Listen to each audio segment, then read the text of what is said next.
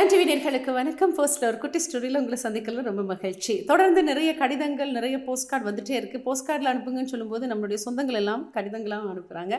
ரொம்ப சந்தோஷமாக இருக்குது அதெல்லாம் பார்க்கும்பொழுது. சரி, உங்களுடைய நேரங்களையும் ஒதுக்கி நீங்கள் வந்து நிறைய விடயங்களை தேடி எங்களுக்கும் நிகழ்ச்சிக்கும் ஒத்துழைப்பு கொடுக்குறீங்க அப்படின்றதுல வந்து உங்களுக்கு கண்டிப்பாக இந்த வகையில் நன்றி செலுத்தி ஆகணும். இப்போது இந்த நிகழ்ச்சிக்கு இன்னும் நிறைய பேர் இணைந்து கொள்ளணும் அப்படின்னு உங்களுக்கு ஒரு ஆசை இருக்கும்ல. யாருக்குமே கதை சொல்வது ஒரு ஆசை தான். தன்னுடைய கதையாக இருக்கட்டும், தெரிந்தவர்களுடைய கதையாக இருக்கட்டும், மற்றவர்கள் சொல்லி கேட்ட கதைகளாக இருக்கட்டும், இது எல்லாம் சொல்லணும் அப்படின்னு உங்கள் மனசு துடிக்கிறது எனக்கு புரியுது. தயாரிப்பாளர் டான் டிவி, பெர்னட் சொய்சா மாவட்ட 241/32 கொழும்பு 5. ரொம்ப ஈஸியான ஒரு அட்ரஸ் தான் உங்களுக்கு நான் கொடுத்துருக்கேன். ஸோ தொடர்ந்தும் அனுப்பிட்டே இருங்க. தொடர்ந்தும் இந்த நிகழ்ச்சியில் நிறைய விடயங்களை பார்க்கலாம்.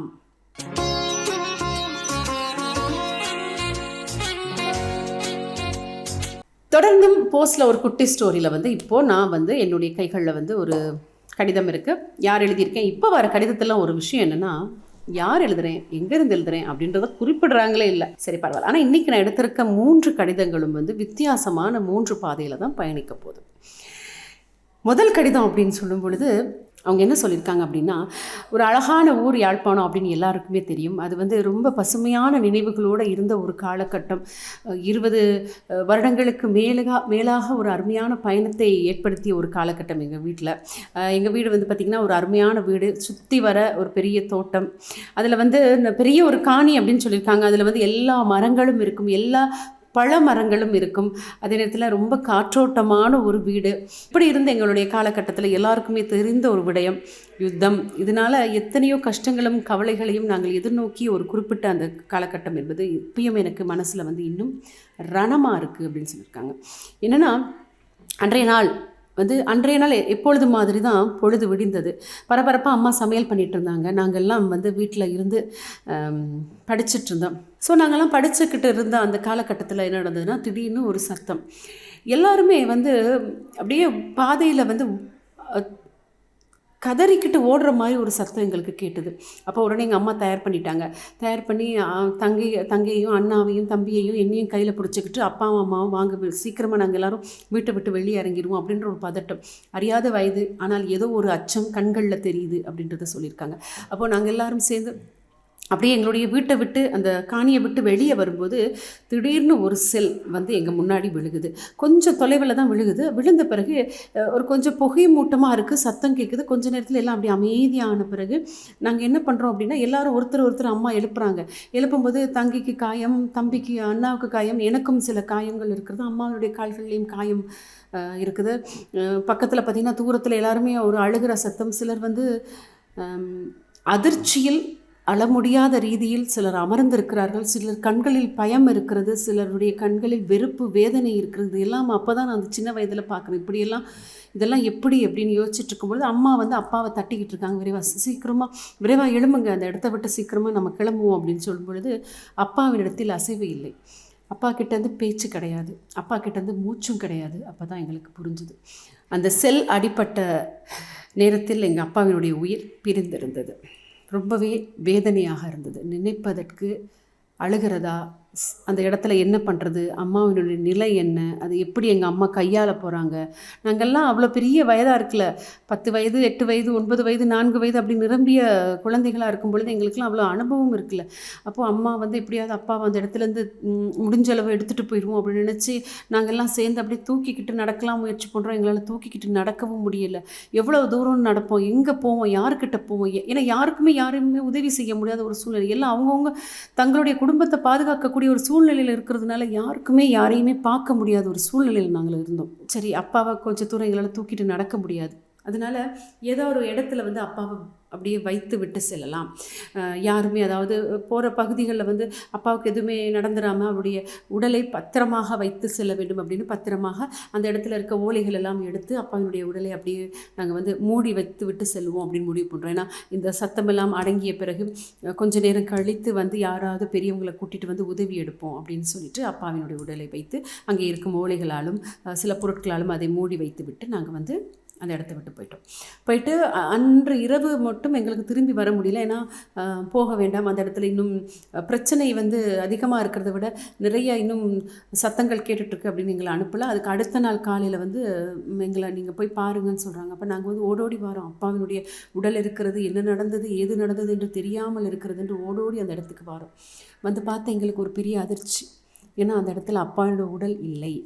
நாங்கள் எல்லாருமே சேர்ந்து அப்பாவின் உடலுக்கு மூடி வைத்து விட்டு சென்ற ஓலைகளும் அந்த பொருட்களும் தான் அங்கே இருந்தன அப்படின்றத அவங்க குறிப்பிட்டிருக்காங்க. அப்பாவினுடைய உடல் இருக்கவில்லை. யார் எடுத்துக்கிட்டு போனாங்க, எங்கே போனாங்க, எப்படி கொண்டு போனாங்க, அடக்கம் பண்ணிட்டாங்களா அப்படின்ற ஒரு தகவலும் எங்களுக்கு அதுக்கப்புறம் கிடைக்கவே இல்லை.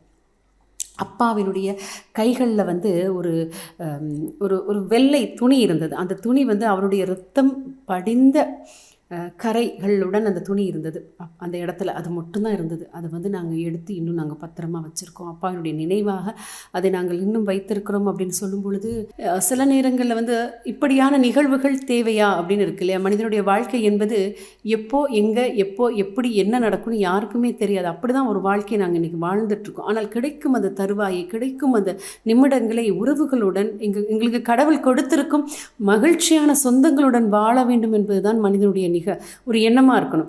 அதை தவிர்த்து இதெல்லாம் எதுக்கு அப்படின்ற ஒரு கேள்வி வரும். எல்லாருக்குமே எல்லாம் சமனாக இருந்தால் சந்தோஷமாக இருக்குமே. அதுதான் இறைவனுடைய ஆசையாகவும் இருக்கும் இல்லையா? ஸோ எல்லாருமே எப்பொழுதும் மகிழ்ச்சியாக இருக்கிறதுக்கு மனதால் அன்பை கொடுக்க வேண்டும். அப்போ தான் முழுமையான மகிழ்ச்சி எங்கே இருந்தாலும் கிடைக்கும் அப்படின்றத நாங்கள் பார்க்குறோம். இது வந்து எழுதின அந்த தம்பிக்கு வந்து கண்டிப்பாக வந்து எப்பொழுதுமே கடவுள் துணை இருப்பாங்க. டான் டிவிஎல் பர்சனல் குட்டி ஸ்டோரில் இணைஞ்சிருக்கிறோம். இது வந்து எங்கள் அப்பாவை பற்றி நான் ஒரு கடிதம் எழுதியிருக்கேன் அப்படின்னு எழுதியிருக்காங்க. சரி, என்னுடைய பேர் வந்து ரொம்ப அழகாக சொல்லியிருக்காங்க, பிரபா அப்படின்னு சொல்லியிருக்காங்க. சூப்பர் பிரபா, உங்கள் அப்பாவை பற்றி நீங்கள் எழுதியிருக்கீங்க. எங்கள் அப்பா ரொம்ப ஸ்ட்ரிக்ட் அப்படின்னு எழுதியிருக்கீங்க. கண்டிப்பாக அப்பானா ஸ்ட்ரிக்டாக தானே இருப்பாங்க. ஏன் ஸ்ட்ரிக்டாக இருப்பாங்க? நீங்கள் கொலைப்படி பண்ணுறதுனால அப்பா ஸ்ட்ரிக்டாக இருந்திருப்பாங்க. ஸோ அப்பா ஸ்ட்ரிக்டாக இருக்காங்க. அதுவும் ஸ்ட்ரிக்ட்னா சும்மா ஸ்ட்ரிக்ட் இல்லைங்க, எங்கள் அப்பா போலீஸ் அப்படின்னு சொல்லியிருக்காங்க. ஓ, அப்போ கொழும்பில் வந்து போலீஸ் நிலையத்தில் வேலை செய்திருக்காங்க அப்படின்றத சொல்லியிருக்காங்க.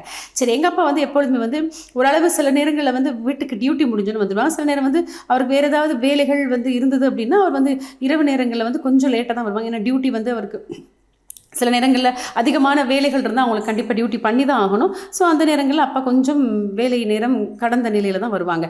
இது மாதிரி ஒரு நாள் எங்கள் அப்பா வந்து வீட்டுக்கு வந்துட்டு இருக்கும்போது அதிக மழை, ரொம்ப பெரிய மழை வந்து அந்த டைமில் இருந்தது. இது வந்து அவர் எழுதியிருக்கிறாரு அப்படின்னா, பிரபா சொல்லியிருக்காரு, கிட்டத்தட்ட இது வந்து ஒரு 10 வருடங்களுக்கு முதல் நடந்த ஒரு கதை அப்படின்னு சொல்லியிருக்காங்க. கதை தானே அப்படின்னு நானும் கேட்கணும், ஏன்னா நீங்கள் இந்த கதையை முழுசாக கேட்டிங்கன்னா உங்களுக்கு தெரியும். ஸோ வந்துகிட்டு இருக்காங்க, பாதையில் வந்துட்டு இருக்கும்போது ரொம்ப பெரிய ஒரு மழை பெய்து கொண்டு இருக்கிறது.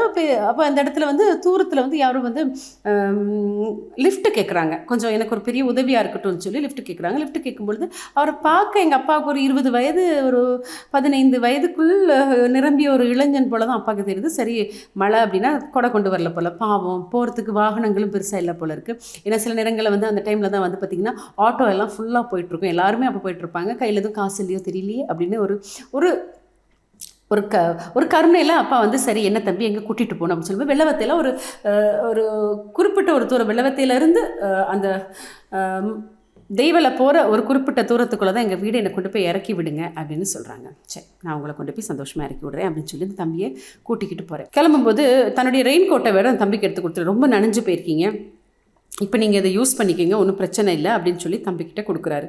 தம்பியும் அதை வாங்கி போட்டுக்கிட்டு கிளம்புறாங்க. இப்போ கொஞ்சம் தூரம் கடந்த பிறகு அவங்களுடைய வீடு வந்தோன்னே இறக்கி விடணும் அப்படின்றதுனால சரி இறங்கின பிறகு சொல்கிறாங்க, நீங்கள் அந்த படியேறி போகணும் அப்படின்றாரு. இந்த தம்பி சொல்கிறாரு, எங்கள் வீடு படியேறி போகணும் அப்படின்றாரு. அப்போ அப்பா சொல்கிறாங்க, சரி நீங்கள் படியேறி போகணுமா, நீங்கள் படியேறி போனால் ரெயின் கோட் கழட்டும் போது இன்னும் நனைஞ்சு போயிடுவீங்க, பரவாயில்ல, நீங்கள் அந்த ரெயின் கோட்டை வந்து பத்திரமா வச்சுருங்க, நான் நாளைக்கு காலையில் டியூட்டிக்கு போகும்போது நான் வாங்கிட்டு போகிறேன், இப்போ ஒன்றும் பிரச்சனை இல்லை அப்படின்னு சொல்லிட்டு அவங்க அப்பா கிளம்புறாரு. கிளம்பி போயிட்டாங்களா? இப்போ சரி, அன்றைய இரவு முடிந்தது. அடுத்த நாள் காலையில் வந்து இப்போ அப்பா வந்து டியூட்டிக்கு கிளம்பிட்டுருக்காரு. டியூட்டிக்கு கிளம்பிட்டு இருக்கும்பொழுது அப்பா அம்மா கிட்ட சொன்னாங்க, இப்படி அம்மா கேட்குறாங்க, என்ன இன்றைக்கி வரும்போது நீங்கள் இப்படி நனைந்து வருகிறீங்களே, என்ன விஷயம், மழை பெய்ந்தது, அட்லீஸ்ட் வந்து ரெயின் கோட் கொண்டு போயிருக்கணும், இல்லைனா நீங்கள் ஒரு இடத்துல நின்றுட்டா வந்திருக்கணும் அப்படின்னு அம்மா வந்து அப்பாவை கொஞ்சம் சத்தம் போடுறாங்க. அப்போ அம்மா சொல்கிறாங்க, இல்லை ரெயின் கோட் கொண்டு வந்தே ஒரு தம்பிகிட்ட கொடுத்துட்டு வந்திருக்கேன், நான் போய் எடுத்துக்கிறேன் அப்படின்னு சொல்கிறாங்க. சரின்னு அப்பாவும் போகிறாங்க. போய்ட்டு ரொம்ப நேரம் போய்ட்டு அந்த வீட்டில் காலிங் பெல் அடிக்கிறாங்க. அப்போ ஒரு 45 வயது மதிக்கத்தக்க ஒரு பெண் வந்து கதவை திறக்கிறாங்க. திறக்கும்போது, நேற்று வந்து ஒரு தம்பி இங்கே வந்தார், இந்த வீடு படியேறி வந்தார், அவர்கிட்ட என் ரெயின் கோட் இருக்குது. அப்போ அப்பா வந்து போலீஸ் ட்ரெஸ்ஸில் இருந்தோன்னா அவங்க கொஞ்சம் ஒரு பதட்டம் அவங்களுக்குள்ள. அதை தான் அவங்க வெளிப்படுத்தாமல் கொஞ்சம் ஏன் அப்படின்னு யோசிக்கும்போது அப்போ அவர் சொல்கிறார், இல்லை ரெயின் கோட் எடுத்துகிட்டு போக தான் வந்தேன், நேற்று இங்கே வந்து நான் வந்து அவரை வந்து ட்ராப் பண்ணிட்டு போனேன், ஸோ அவர் ரெயின் கோட் எடுத்துகிட்டு போவார். அப்போ அவங்க வந்து அவங்க கண்களில் ஒரு கேள்வி, யார் நீங்கள், யாரை கொண்டு வந்து இறக்கி விட்டீங்க, எதுக்காக, என்ன ரெயின் கோட்டுன்றீங்க அப்படின்னு அவங்களுக்குள்ள ஒரு குழப்பம், ஒரு பதட்டம். அப்போ அவங்க கேட்குறாங்க, எத்தனை வயசு இருக்கும், யாரை நீங்கள் இறக்கி விட்டீங்க? ஒரு 15லேருந்து 20 வயதுக்கு மதிக்கத்தக்க ஒருத்தரை கொண்டு இறக்கி விட்டேன், இப்படி தான் தோற்றம் இருக்கணும். எங்கள் அப்பா பெரிய விளக்கமெல்லாம் சொல்லியிருக்காரு, அவரை பார்த்தே இவ்வளோ உயரமாக இருப்பார், ஃபேராக இருப்பார் அப்படின்லாம் நிறைய விஷயங்களை எங்கள் அப்பா அந்த இடத்துல பதிவு செய்கிறாங்க. பதிவு செய்யும் பொழுது இன்னொரு விடயம் என்ன அப்படின்னா, அவங்களுக்குள்ள ஒரு குழப்பம். அப்போ அப்பாவுக்கும் புரியல, வீடு மாதிரி வந்துட்டோமோ, அந்த தம்பி இந்த படியில் தானே ஏறி போனார், இல்லாட்டி வேறு எதுவும் வழிகள் இருக்கோ வீட்டுக்கு போகிறதுக்கு அப்படின்னு அப்பாவுக்கும் ஒரு குழப்பம் வந்துருச்சு. அப்போது அவங்க என்ன சொல்கிறாங்க அப்படின்னா, அவங்க ஒரு டவுட்டில் வந்து அவங்க வீட்டில் வந்து ஃபோட்டோஸ் நிறைய மாட்டியிருந்தாங்க. அப்போ அந்த ஃபோட்டோவில் பார்த்து கேட்குறாங்க, இதில் யாராவது நீங்கள் பார்த்த யாராவது கொண்டு விட்டீங்களா அப்படின்னு கேட்கும் பொழுது எங்கள் அப்பா அதிசயந்து அப்படி பிரமிச்சு போயிட்டார். கண்ணெல்லாம் எங்கள் அப்பாவுக்கு பெருசாகிடுச்சு. என்ன காரணம் அப்படின்னா, அவங்க காட்டின இந்த படங்களில் நிறைய பேர் இருந்தாங்க, ஆனால் அதில் வந்து ஒரு தனியாக ஒரு படம் இருந்தது. அந்த படத்தில் உள்ள இளைஞனை காட்டி எங்கள் அப்பா சொல்கிறாங்க, இந்த தம்பியை தான் நேற்று கொண்டு விட்டேன். அப்போ தான் அந்த பெண்மணி 45 வயது நிரம்பி அந்த பெண்மணி சொல்கிறாங்க, இவரை கொண்டு விட்டீங்களா, சான்ஸே இல்லை, அவரை கொண்டு அவங்களால விடவே முடியாது அப்படின்னு அவங்க கண்கள் வந்து பதறுது, கைகள் பதறுது. அப்பா சொல்கிறார், இல்லை இவரை தான் நான் கொண்டு விட்டேன் அப்படின்னு அப்பா சொல்லும்பொழுது அப்பா அவங்க சொல்கிறாங்க, இல்லையே, இவர் 2 வருடங்களுக்கு முன்பாகவே இறந்து விட்டாரே, இவர் எப்படி நீங்கள் கொண்டு விட முடியும் அப்படின்னு கேட்குறாங்க. எங்கள் அப்பாவுக்கு ஒரே பதட்டமாக போயிடுச்சான், கொஞ்சம் நேரம் வேர்த்திருச்சான். என்ன இவங்க சொல்கிறாங்க, நம்ம கதைகளில் கேட்டிருக்கோம், யாராவது எங்களை பயமுறுத்தணும் அப்படின்னா நிறைய கதைகள் சொல்கிறத கேட்டிருக்கோம், ஆனால் இது என்ன இவங்க இப்படி ஒரு கதையை சொல்கிறாங்க, இது உண்மையா, இது பொய்யா இருக்கக்கூடாதா அப்படின்னு திருப்பி கேட்குறாங்களாம். இல்லை, அவர் வந்து இறந்து 2 வருடங்கள் ஆகின்றது, ஒரு விபத்தில் அவர் இறந்து போயிட்டார். இறக்கும் பொழுது அவருக்கு வந்து 16 வயது அப்படின்னு சொல்லும்பொழுது அப்பாவுக்கு ஒரே கை கால்லாம் உதற ஆரம்பிச்சிருச்சான். அப்போ அவங்க கேட்டாங்களா, நீங்கள் ரெயின் கோட் கொடுத்தீங்களே, அந்த ரெயின் கோட் எங்கே அப்படின்னு கேட்கும் பொழுது அவங்க வீட்டினுடைய படிக்கு கீழே அந்த ரெயின் கோட் வந்து படிக்கு அடி கீழே கொஞ்சம் ரெயின் கோட் வந்து அந்த இடத்துல அப்படி இருக்குதும். அப்படியே ஷாக்காகி நின்றார் எங்கள் அப்பா கொஞ்சம் நேரம். அது அந்த ரெயின் கோட்டை எடுக்கிறதா இல்லாட்டி இவங்களுடைய கதையை கேட்குறதா, இது என்ன ஏதுன்னு ஒன்றுமே புரியாமல் குழப்பமாக வந்து அன்றைக்கி வந்து டியூட்டிக்கே போகலை, வீட்டுக்கே நேரம் வந்துட்டார். வந்து அம்மா கிட்ட அந்த கதையை சொல்லி எங்ககிட்டேயும் சொல்லி ஒரே புலம்பல்.